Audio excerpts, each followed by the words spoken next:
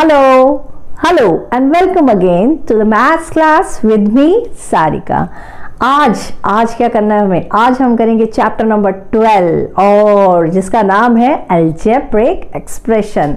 अच्छा, इसमें क्या करना है? अगर आपको याद होगा आपने चैप्टर नंबर 4 करा था सिंपल इक्वेशंस, और अगर आपने वो ध्यान से करा है, समझ के करा है, तो आपको ज़ीरो प्रॉब्लम आने वाली है, क्योंकि जो चैप्टर नंबर 4 है it is very similar to the chapter number 12। दोनों बड़े सिमिलर हैं और बहुत सारी चीज़ें ऐसी हैं जो वहाँ हमें समझ में आई थी और हम उसको यहाँ यूज़ करेंगे। अगर फिर भी कोई प्रॉब्लम रह जाती है, अगर नहीं समझ में आ रहा है, तो घबराना नहीं है, कॉन्फिडेंस नहीं लूज़ करना है, क्योंकि हम बिल्कुल इस चीज़ को सॉल्व कर लेंगे और सॉर्ट आउट कर लेंगे। और हम 12th चैप्टर को बिल्कुल ईजी तरीके से देखते हैं कि कैसे करना है उसको। सबसे पहले जो कंटेंट्स मैं आपको बता रही हूँ, वो सारे कंटेंट्स आपकी 3 एक्सरसाइजेज हैं इसमें। वो सारे कंटेंट आपके तीनों एक्सरसाइजेज के हैं कि कहाँ कहाँ कैसे कैसे क्वेश्चंस आएंगे। और अगर आपको क्वेश्चंस समझ नहीं आ रहे हैं तो आप इन जो मैं अभी डिलीवर करूँगी लेक्चर, उसके अंदर आपको हर कंटेंट मिलेगा जो क्वेश्चन से रिलेटेड होगा, और डेफिनेटली आप अपना क्वेश्चन उसके तरीके से सॉल्व कर पाएंगे। तो चलिए लेट्स स्टार्ट। हम स्टार्ट करते हैं अपना चैप्टर नंबर 12, और दिस इज अलजेब्रिक इक्वेशंस और एक्सप्रेशंस। अरे सबसे पहले इसका मीनिंग, यहाँ मैंने सारे कंटेंट्स लिख दिए जो आपके यूज होने हैं आपके चैप्टर के अंदर। तो सबसे पहले उसमें मीनिंग, सबसे पहले मीनिंग का मतलब हम देखेंगे अलजेब्रिक एक्सप्रेशन। तो एक्सप्रेशन पकड़ते हैं, ठीक है। एक्सप्रेशन हमने क्या सोचा था, हमने क्या करा था जब हमने चैप्टर नंबर 4 करा था? तो एक्सप्रेशन मीन्स कि जहाँ हमारे पास टर्म्स यूज हो रही थी, लेकिन वो क्या हो रहा था, इक्वल टू उसमें नहीं आ रहा था। उसमें हमारे पास वेरिएबल भी था और कांस्टेंट भी हो सकता है खाली वेरिएबल हो सकता है उसमें खाली कांस्टेंट हो। तो वहां उस चीज को हम क्या कह रहे थे? हम कह रहे थे एक्सप्रेशन। सपोज मैंने लिखा 4x, मैंने 4x लिखा, it means this is an expression, ठीक है। ये एक्सप्रेशन हो गया। तो और अलजेब्रिक कैसे बन गया? अलजेब्रिक ऐसे बन गया क्योंकि इसमें क्या आ रहा है, हमारे पास वेरिएबल भी है और कांस्टेंट भी है। तो यहाँ पर अगर मैं अपने वेरिएबल और कांस्टेंट की बात करूं, तो अगर इसको थोड़ा सा और आगे बढ़ाया जाए, अगर मैं इसमें 3 ऐड और कर दूं, तो अभी भी एक्सप्रेशन ही है, इक्वेशन नहीं बना है, ठीक है। तो इक्वेशन कब बनेगा? इक्वेशन तब बनता है जब हमारी जो इक्वेशन मीन्स जो हमारी 2 टर्म्स है, अगर मैं उसको इक्वल कर दूं तो वहां मेरे पास इक्वेशन बन जाती है, जहां मैंने आपको बताया था कि हमारी टर्म्स में इक्वल टू आ जाता है और हमारे पास राइट हैंड साइड और लेफ्ट हैंड साइड बन जाती है। तो वो मेरा क्या बन जाता है? वो मेरा बन जाता है इक्वेशन, ठीक है। अब ये मेरे पास क्या है? एक्सप्रेशन है, ठीक है। एक्सप्रेशन के अंदर देखो मेरे पास पहली टर्म आती है वेरिएबल। वेरिएबल मीन्स जहां आप अपनी वैल्यू को चेंज कर सकते हैं। अच्छा, यहां देखते हैं, यहां इसके साथ 4 और x है, ठीक है। अगर मैं इस इतने से पार्ट में अगर x की वैल्यू पुट करती जाऊं तो हर बार मेरा आंसर क्या होगा? चेंज आता जाएगा। जैसे यहाँ देखो, अगर मैं 4x लिख रही हूँ और x की वैल्यू अब की बार मैंने 1 रखी, तो 4 × 1 दैट इज 4। अगर मैं x की वैल्यू 2 रख दूँ तो दैट इज 8, 3 रख दूँ तो दैट इज 12।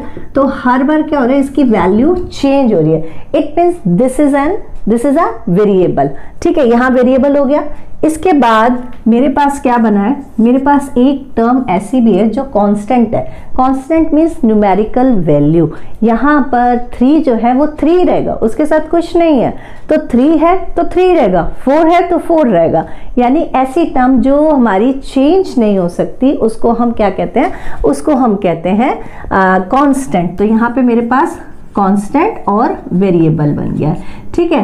अब आते हैं कि अलजेब्रिक एक्सप्रेशन क्या होता है। एक्सप्रेशंस हमने देख लिया, एक्सप्रेशन मैंने यहाँ दिखा दिया, और ऐसे बहुत सारे एग्जांपल्स हो सकते हैं। तो यहाँ जब हमारे पास वी कंबाइन, ध्यान से सुनेंगे, we combine variable and constant. अगर हम वेरिएबल और कांस्टेंट को कंबाइन कर दें तो हमें क्या मिलता है?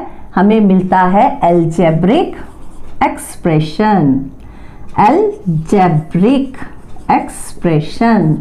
ठीक है, हमें क्या मिलेगा? अलजेब्रिक एक्सप्रेशन मिलेगा। कब मिलेगा? अगर हम कंबाइन कर दें किसको? वेरिएबल को और कांस्टेंट को। अगर हम कांस्टेंट और वेरिएबल को कंबाइन कर दें, ऐड कर दें, सब्ट्रैक्ट कर दें, तो वहां मुझे क्या मिलेगा? वहां मुझे मिलेगा अलजेब्रिक एक्सप्रेशन।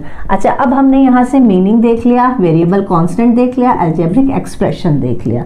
जब हम अलजेब्रिक एक्सप्रेशन कर रहे हैं तो वहाँ मेरे पास एक चीज़ निकल के आती है, फैक्टर्स। अच्छा, फैक्टर्स क्या होते हैं? बहुत सिंपल है, आपने फैक्टर्स, एलसीएम, एचसीएफ ये सब पढ़ा था। ठीक है, तो वहीं से हम उसी को उठाते हैं और कंसेप्ट को, और यहाँ हम उसको अलजेब्रा के अंदर डालते हैं। अच्छा, अलजेब्रा क्या है? अलजेब्रा क्या है? अलजेब्रा ना जो मैथमेटिक्स है उसकी एक और टर्म है।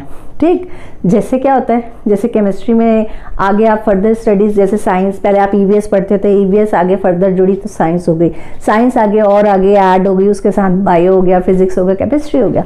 तो ऐसे ही हमारा मैथमेटिक्स है, मैथमेटिक्स पढ़ते हैं तो मैथ्स पढ़ रहे हैं, लेकिन जब हम आगे फर्दर स्टडीज करते हैं तो मैथमेटिक्स के जो पार्ट होते जाते हैं, जैसे आपके पास अर्थमेटिक आ जाएगा, फिर आपके पास ज्योमेट्री आ जाती है, इसी तरह से हमारे पास अलजेब्रा आ जाती है। तो ये पार्ट है, तो हम इसी के बारे में स्टडी करेंगे। अननोन नंबर्स, जहां हम अननोन नंबर्स की जानकारी लेते हैं, उसको फाइंड आउट करते हैं, तो हम उसको कहते हैं अलजेब्रा। ठीक है, अब हम कहाँ थे? हम फैक्टर पे थे। सपोज अगर मैंने आपको बोला कि हम फैक्टर्स की बात कर रहे हैं ना, अगर मैं आपको कहती हूँ कि आप 6 के फैक्टर निकालिए, तो आप मुझे 6 के फैक्टर दोगे कि भाई 1 होता है, 2 होता है, 3 होता है और 6 होता है। तो 1, 2, 3 and 6, 1, 2, 3 and 6 are the factors. ठीक है, किसके? Factors of 6। लेकिन हम यहाँ क्या पढ़ रहे हैं? हम पढ़ रहे हैं अलजेब्रा। ठीक है, जहां हमें अननोन नंबर है, तो अननोन नंबर में हमारे पास टर्म है। सपोज मेरे पास टर्म है 12xy। ठीक है, ये मेरे पास नंबर है, ये मेरी टर्म है, और मैंने एक और ले लिया, मैंने ले लिया -3z²। ये मेरे पास दो टर्म है, एक्सप्रेशन है। तो यहाँ एक्सप्रेशन के अंदर मुझे फैक्टर्स निकालने हैं। अब फैक्टर्स मीन्स, यहाँ देखो, फैक्टर को एक टर्म मेरे पास ये है और एक टर्म मेरे पास ये है, यानी कि जो ये बीच में जो हमारा मेन ऑपरेटर है, operator means plus minus multiply divide. ठीक है, तो यहाँ पर जिसके फैक्टर्स, जो ऑपरेशन से पहले फैक्टर्स हो रहा है, मतलब सेपरेट हो रहा है, यहाँ देखो माइनस से पहले जो लिखा है वो सेपरेट हो सकता है। ठीक है, दिस इज इसको हम क्या कहेंगे? This is a term. ठीक है, और माइनस के बाद वाला जो टर्म है वो भी हमारा सेपरेट हो सकता है। तो हमारी मेन जो ऑपरेटर है वो क्या बना? हमारा बना माइनस। ठीक है, अब हमारे पास था 12xy और 3z²। ठीक है, अब ये बना, तो मेरे पास पहली टर्म ये हो गई, दूसरी टर्म ये हो गई। अब इसमें से मुझे फैक्टर निकालना है, तो यहाँ पर देखो फैक्टर बनेंगे, ये बनेगा मेरे पास 12, फिर बनेगा मेरे पास x और y, ये मेरे फैक्टर बनेंगे। किसके फैक्टर? x y का फैक्टर 12 है, यहाँ देखो x y और 12 है, तो 12 एक फैक्टर हो गया इस टर्म का, दूसरा फैक्टर क्या हो गया? x हो गया, और तीसरा फैक्टर हो गया y। अब इसको यहाँ से देखते हैं, 6 का टेबल मुझे पता है, 6 किस किस के टेबल में आता है मुझे पता चल गया, तो मैंने यहाँ लिख दिया 1 2 3 एंड 6। लेकिन मुझे x और y नहीं पता, तो x और y एज इट इज आएंगे क्योंकि ये मल्टीप्लिकेशन के अंदर है। ठीक है, तो यहाँ पर मेरे पास ये जो है 12x और y ये एज इट इज आ जाएंगे, जो मल्टीप्लिकेशन के अंदर आ रही हैं, जो टर्म्स आ रही हैं वो एज इट इज सेपरेट हो रही हैं। देखो 12x एंड y, तो these are the factors of this term, first term. अच्छा, दूसरा देखते हैं। अब मेरे पास एक है 3z², लेकिन बिल्कुल ध्यान से सुनेंगे, जब आपकी टर्म से पहले प्लस लग रहा है या माइनस लग रहा है तो वो आपकी टर्म के साथ ही है।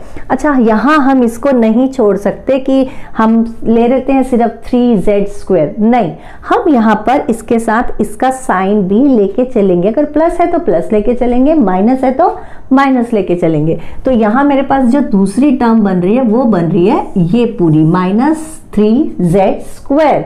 ठीक है। अब इसके जो फैक्टर बनेंगे वो बनेगा, यहाँ पे मेरे पास आ जाएगा -3, सिर्फ 3 नहीं -3, फिर मेरे पास आएगा z स्क्वायर है, यानी z स्क्वायर का मतलब हो गया z मल्टीप्लाई बाय z, यानी 2 टाइम्स z आ रहा है तो हम 2 टाइम्स ही लिखेंगे z एंड z।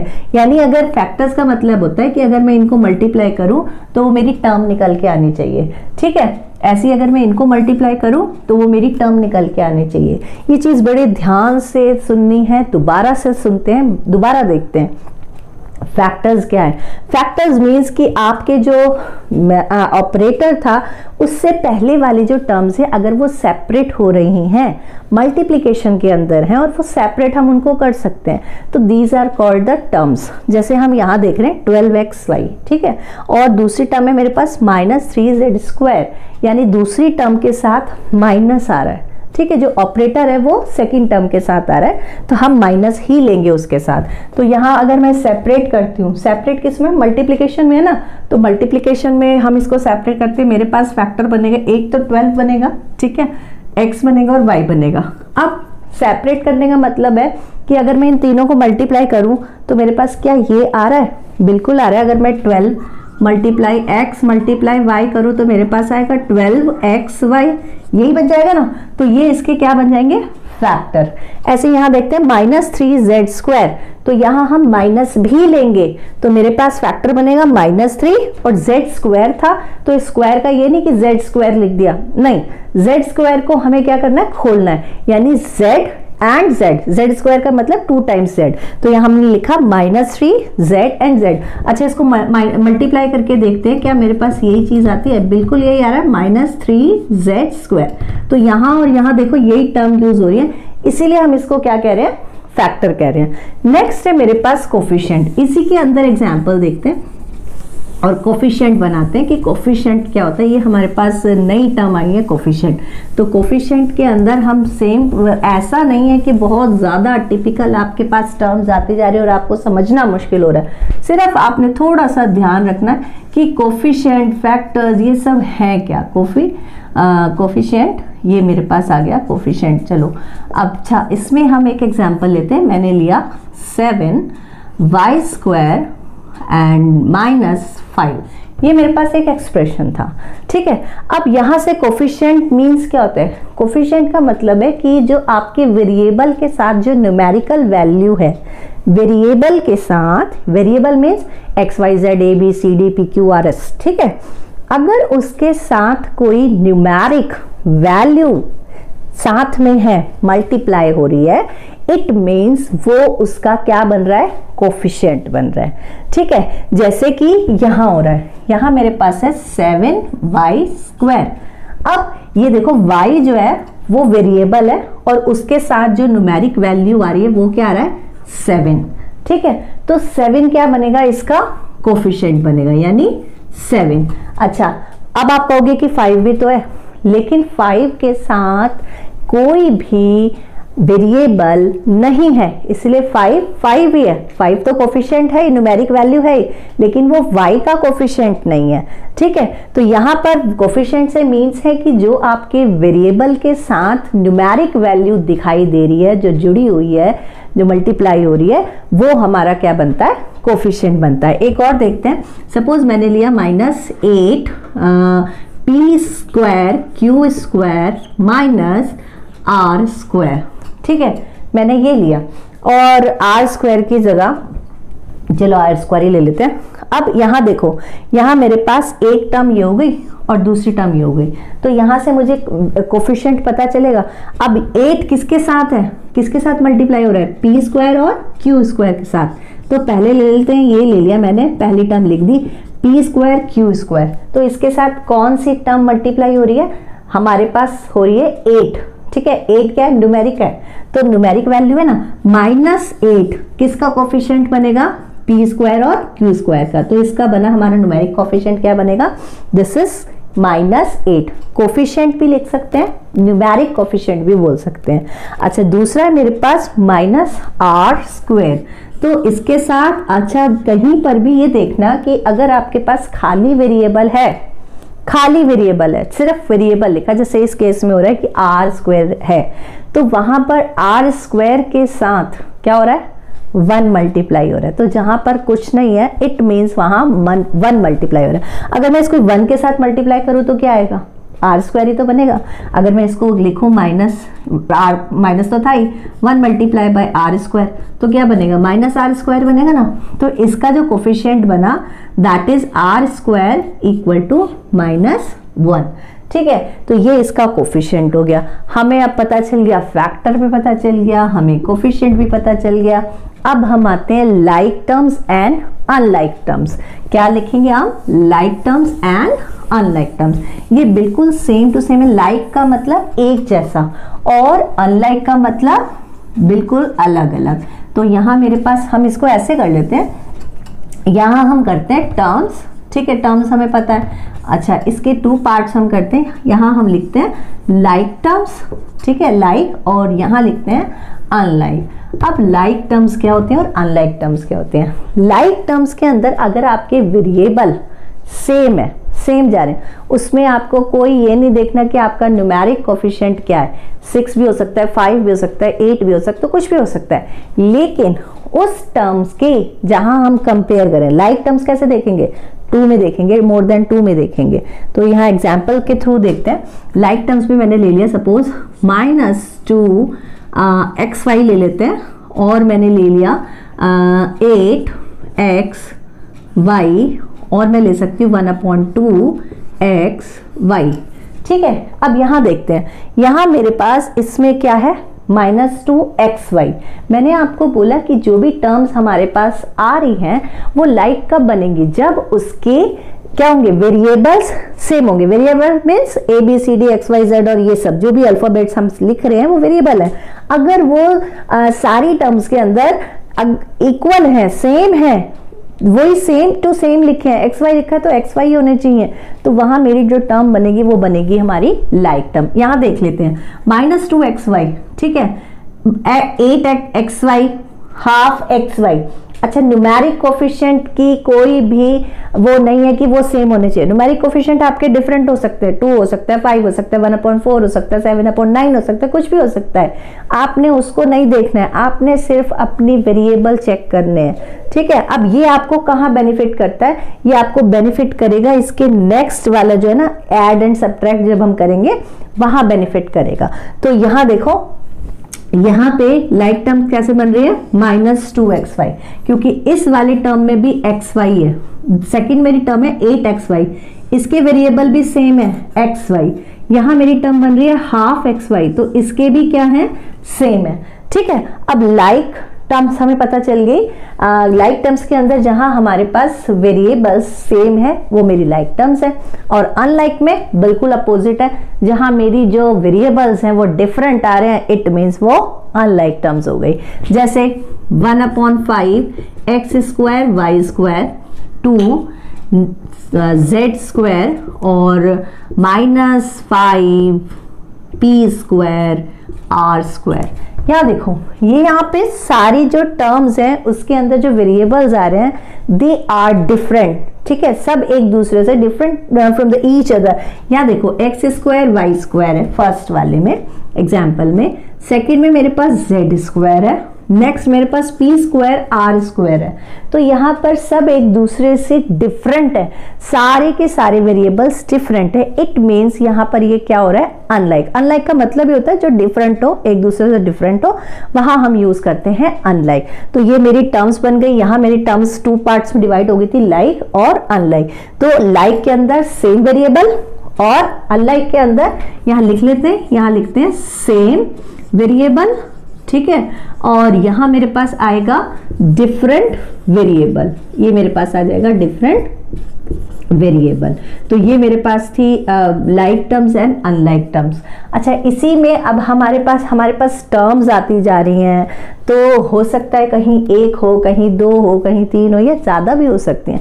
तो हमने उनको नाम दिया है। अब वो नाम कैसे हैं वो आप पहली बार सुनेंगे या पढ़ेंगे, या आपने कभी उनको यूज़ नहीं करा है। तो हम अपने जो हमारे एक्सप्रेशंस हैं हम उनको अब नाम देने वाले हैं। अच्छा, ध्यान से देखेंगे, सबसे पहला नाम है मेरे पास इसमें मोनोमियल।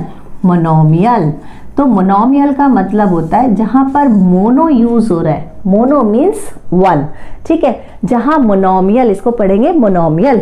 मोनोमियल मीन्स जहां पर आपका एक एक्सप्रेशन आ रहा है, इट मीन्स वहां पर मेरे पास क्या है, मोनोमियल एक्सप्रेशन है। मोनोमियल मीन्स वन टर्म, ठीक है। तो यहां एग्जांपल लेते हैं, सपोज मैंने लिखा 4x, this is monomial expression. Again मैंने लिखा यहां पर -3z², it is also an monomial expression.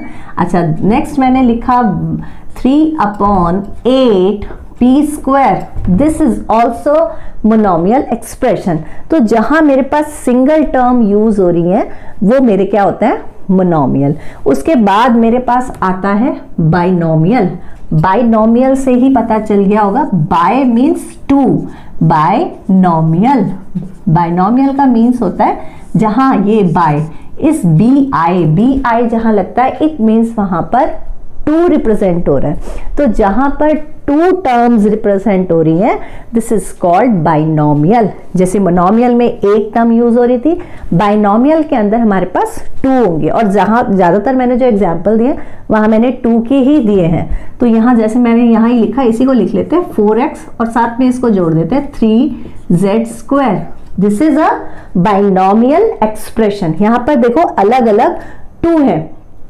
अच्छा, जब हम ये लिख रहे हैं ना मोनोमियल में तो चल जाता है, लेकिन अगर हम बाइनोमियल कर रहे हैं और इसका नेक्स्ट हमारे पास आएगा ट्राइनोमियल और पोलिनोमियल, तो इसमें पोलिनोमियल में हमें क्या करना है, हमारी जो टर्म्स है ना वो लाइक नहीं होनी चाहिए। अगर लाइक होंगी तो वो आपस में ऐड हो जाएंगी या सब्ट्रैक्ट हो जाएंगी। तो हमारी जो टर्म्स हैं वो हमारी क्या होनी चाहिए, वो डिफरेंट होनी चाहिए, अनलाइक टर्म्स यूज करनी पड़ेंगी। तो यहाँ मैंने अनलाइक टर्म यूज करी है। अगर मैं इसकी जगह ऐसे लिख दूँ ना कि 4x² और यहाँ मैंने लिख दिया, और आप कहोगे ये भी तो अलग अलग है, इसमें भी तो दो आ रहे हैं, लेकिन यहाँ देखो बेटा, यहाँ पे 2x, यहाँ पे x, यहाँ पे भी x है और यहाँ पे भी x है। तो हम इसको ऐड भी कर सकते हैं अपने ऑपरेटर के अकॉर्डिंगली। क्या हो रहा है, माइनस हो रहा है, तो यहाँ माइनस कर सकते हैं। इसीलिए ये मेरा क्या होगा, ये बाइनोमियल में नहीं आएगा। बाइनोमियल के अंदर, ट्राइनोमियल के अंदर हमारे पास क्या आना चाहिए, हमारे पास जो हमारी टर्म्स हम लेते हैं या होनी चाहिए वो डिफरेंट होनी चाहिए, मतलब अनलाइक टर्म्स हम यूज करते हैं। तो यहाँ हमारी अनलाइक टर्म कैसे बनेगी, मैं बना रही हूँ 4x - 3z²। अब ये दोनों टर्म्स अलग हैं और हम क्या लिख सकते हैं, मैं लिख सकती हूँ 6/7r² - 1/2s। These are also different terms. तो ये मेरी हो गई बाइनोमियल। नेक्स्ट है मेरे पास ट्राइनोमियल। ट्राइनोमियल, तो ट्राइनोमियल से ही आपको पता चल जाएगा, ट्राई, जहां पर ट्राई आ रहा है इट मीन्स वहां पर क्या है, 3, वहां हम 3 रिप्रेजेंट कर रहे हैं। तो यहाँ मेरे पास 3 है, 3 क्या है, 3 एक्सप्रेशंस जहां हम यूज करेंगे, इट मीन्स वहां पे ट्राइनोमियल है। अच्छा, 3 एक्सप्रेशंस में फिर दोबारा से वही सेम चीज है कि वहां पर जो मेरे टर्म्स यूज होंगे वो हमारे डिफरेंट वेरिएबल्स के साथ होने चाहिए। अदरवाइज क्या होगा कि वो ऑपरेटर से एक साथ हो जाएंगे, प्लस हो जाएंगे या माइनस हो जाएंगे। तो इसीलिए जो हम एक्सप्रेशन लेंगे वो हम डिफरेंट लेंगे। एग्जाम्पल देखते हैं जल्दी से। मैंने लिखा 2s² - 4s²। क्या ये मेरे डिफरेंट टर्म्स हैं? डिफरेंट टर्म्स तो हैं, लेकिन इसमें क्या है, वेरिएबल सेम है। देखो यहाँ पर भी s² है और यहाँ पर भी s² है। तो अभी क्या होगा, अगर मैं यहाँ पे प्लस कर दूं इसको, तो ये दोनों ऐड हो जाएंगे और मेरे को क्या बना के देंगे, 6x²। और तो अब ये क्या हो गया, अब ये मेरे पास मोनोमियल निकल गया। इसीलिए ये जो हमारे पास एग्जाम्पल है, this is wrong. It means कि यहाँ मुझे जो टर्म्स लेनी है उनके वेरिएबल हमें डिफरेंट करने पड़ेंगे, ठीक है। ऐसे ही यहाँ पर देखो, मैंने अगर ये लिया 2s² plus 1/2r² plus p² या p कुछ भी ले सकते हैं।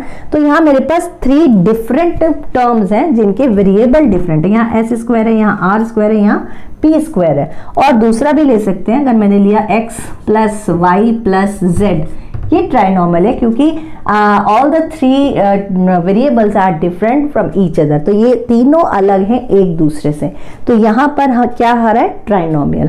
अच्छा, अब मोर देन अगर 3 हो जाए, इट मीन्स वहां पॉलिनोमियल होता है। पॉलिनोमियल का, पॉली का मतलब बहुत ज्यादा, 3 मोर देन 3, इट मीन्स पॉलिनोमियल। मैंने यहां लिया पॉलिनोमियल।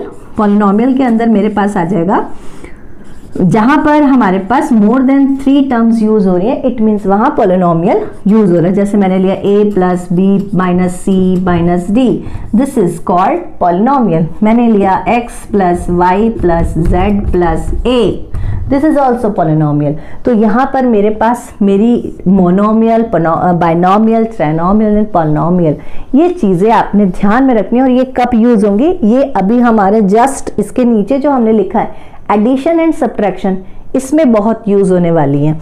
तो हम जल्दी से देखते हैं कि एडिशन कैसे करना है इनका और सब्ट्रैक्शन कैसे करना है। बिल्कुल भी घबराना नहीं है कि एडिशन कैसे होगा, x कैसे जुड़ेगा, y कैसे जुड़ेगा, z कैसे जुड़ेगा, कुछ नहीं, सब जुड़ जाते हैं और बिल्कुल आसानी से आंसर निकल जाते हैं। तो सबसे पहले हम कर रहे हैं एडिशन।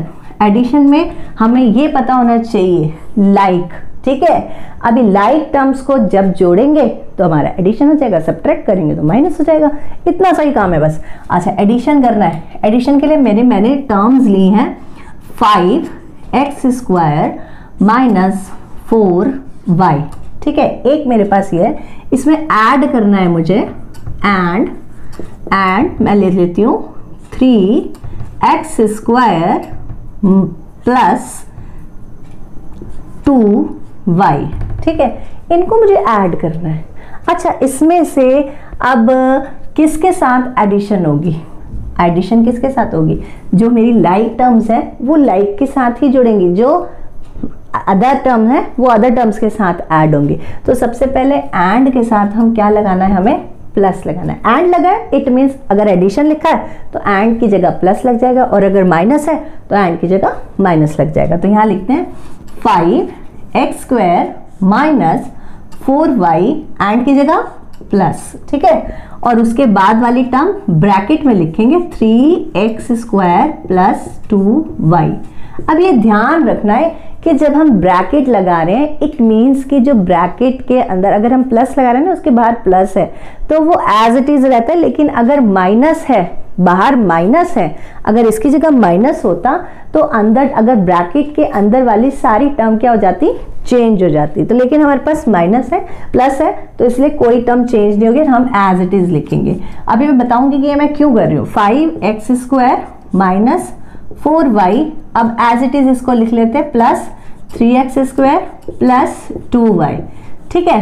अभी x वाली जो टर्म्स है उनको एक साथ लिखते हैं, और जो y वाली टर्म्स है उनको एक साथ लिखते हैं। तो यहाँ मेरे पास x वाली टर्म्स में है, एक ये है और एक ये है, तो इनको साथ लगा लेते हैं। 5x स्क्वायर, साथ लाने का मतलब ये नहीं है कि हमारी वैल्यू चेंज हो जाएगी, अभी भी वो उतना ही रहेगा, प्लस अब हम जब टर्म्स इधर उधर शिफ्ट कर रहे हैं तो उसको उसके साइन के साथ शिफ्ट करना है। तो जैसे यहाँ 3 के आगे क्या है, प्लस है, तो मैं यहाँ प्लस के साइन के साथ इसको शिफ्ट करूंगी।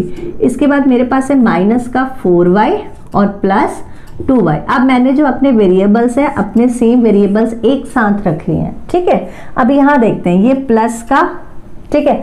अब आप इसमें ये नहीं प्लस कर रहे हैं, आपको प्लस करना है न्यूमेरिक। एक्स स्क्वायर तो उसको रिप्रेजेंट कर रहा है, कितने एक्स स्क्वायर है, 5, यहाँ कितने हैं, 3, तो हम 5 और 3 को ऐड करेंगे, 5 एंड 3 दैट इज 8, और साथ में एक्स स्क्वायर, ठीक है। घबराना नहीं है कि एक्स स्क्वायर कैसे ऐड करना है। एक्स स्क्वायर कह रहे हैं, कितने एक्स स्क्वायर है, 5, यहाँ पर कितने एक्स स्क्वायर है, 3, तो हम ऐड किसको करेंगे, 5 एंड 3 को, तो 5 प्लस 3 दैट इज 8, और 8 किसके हैं, एक्स स्क्वायर बना रहा है, ठीक है, 8x स्क्वायर। इसके बाद ये वाली टर्म देखते हैं, माइनस का 4y प्लस का 2y, यानी हमें y छोड़ देते हैं और आगे देखते हैं प्लस। अगर हम ये देखें तो यहाँ क्या हो रहा है, minus plus that is minus, ठीक है। तो माइनस करेंगे और y को एज इट इज उतारेंगे, तो यहाँ मेरे पास माइनस करके आता है 2 आता है, और साइन देख लेते हैं किसका बड़ा है, 4 का, 4 बड़ा है ना, तो इसलिए 4 के आगे जो साइन है वही लगेगा, यानी माइनस 2y। तो मेरा आंसर आ जाएगा 8x स्क्वायर माइनस 2y। तो ये मेरे पास आंसर निकल के आता है एडिशन का, ठीक है। एक और देखते हैं, उसके बाद शायद आपकी थोड़ी सी समस्या हल हो जाए और देखें कि कैसे करना है। अच्छा, मेरे पास है मैंने लिखा 5x² और मेरे पास है a², फिर मैंने लिखा 9y², फिर मैंने लिखा मैं लिख सकती हूँ 3x²। ठीक है, अब ये कह रहा है इनको ऐड कीजिए, तो जो हमारे पास कॉमाज हैं उनकी जगह हम क्या रिप्रेजेंट करेंगे, प्लस। तो सबसे पहले हम यहाँ प्लस कर लेते हैं, 5x² plus a² plus 9y² plus 3x²। मैंने कहा था जहाँ पर हमारी सेम यानी कि लाइक टर्म्स आ रही हैं उनको एक साथ लिख लेते हैं। तो लाइक टर्म्स में मेरे पास है 5x² और 3x², तो इसको यूज कर लेते हैं, 5x² प्लस 3x², बाकी की टर्म एज इट इज उतार देते हैं, 9y²। ठीक है, अब किसको ऐड करना है, यहाँ देखो 5 और 3 को, दैट इज 8x²। अब यहाँ पर कुछ भी लाइक नहीं है तो एज इट इज उतार दीजिए उसको, तो यहाँ मेरे पास एज इट इज उतर जाएगा a² प्लस 9y²। तो ये मेरा आंसर बन जाएगा। तो ये बड़ी छोटी सी चीज़ है, समझना है कैसे करना है, बार बार देखना है, और नहीं समझ में आए तो कमेंट सेक्शन के अंदर आप कमेंट डाल दीजिए, फिर भी कोशिश करेंगे कि उसको और अच्छे से समझा पाएँ। नेक्स्ट है सब्सट्रैक्शन। तो सब्ट्रैक्शन के लिए भी same to same as it is यही चीज करनी है कि लाइक टर्म एक साथ लिखनी है और उसके बाद उसको माइनस कर देना अकॉर्डिंग टू द ऑपरेटर। अब यहाँ हम सब्ट्रैक्शन कर रहे हैं। सब्ट्रैक्शन में सपोज मैंने लिखा -7p² और मेरे पास है 8a² और मेरे पास है 9p² और मेरे पास है अगेन और 4a²। ठीक है, ये है, इनको हमने माइनस करना। क्या हम इसको माइनस कर सकते हैं? माइनस कर सकते, सबके आगे माइनस लगा दें?